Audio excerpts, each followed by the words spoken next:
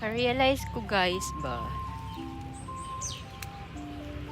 But I know that it's just another dude. Ooh, that's so. Hello, good morning! Another morning, another walking exercise. Na late na mi pagmata.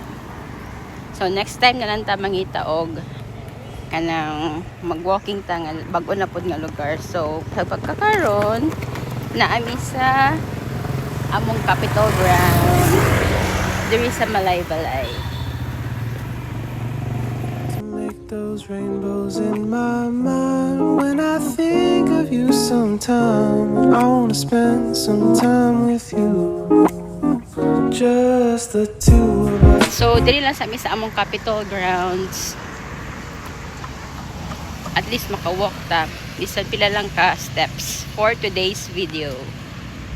Two of us building them castles in the sky, just the two of us. Guys, hi, today is Sunday.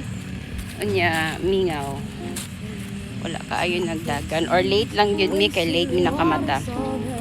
Anyway, ang among lugar guys, kay mingaw, maganda kay gamay ng tao dito sa Malaybalay. Especially if weekends.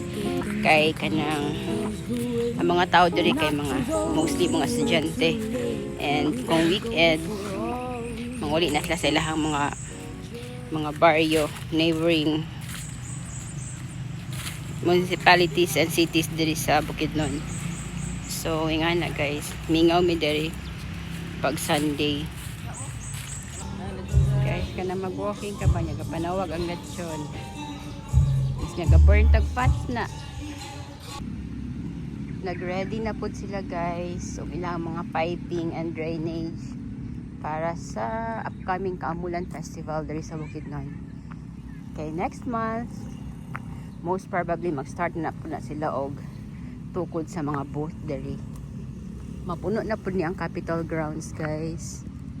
Og mga booth like mga food, bazaars and tanan kompleto. Magbibo na pud ang tanan.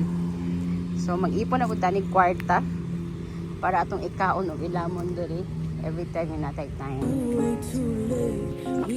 Na-realize ko guys ba? Siguro guys, depende yun sa tao kung unsa ang mag-work for them, kung unsa nga lifestyle ang ilahang gusto. Kay diri sa Malaybalay guys, feeling nako slow ang among life and mas relax siya. We've lived in Manila or Cavite for 8 years and si Dada 18 years. And dito na mo na-spend ang among time sa mga traffic, sa kalayoon, sa kadugay, sa kainit, murag stressful kaayo. And diri guys, murag kalma ra gyud among kinabuhi diri guys. Nami time para magmuni-muni, slow mornings, and mag self-care, which is na-appreciate kay namo guys. And thank you Lord kay naka-decide yun mi nga mag-uli diri. Isang araw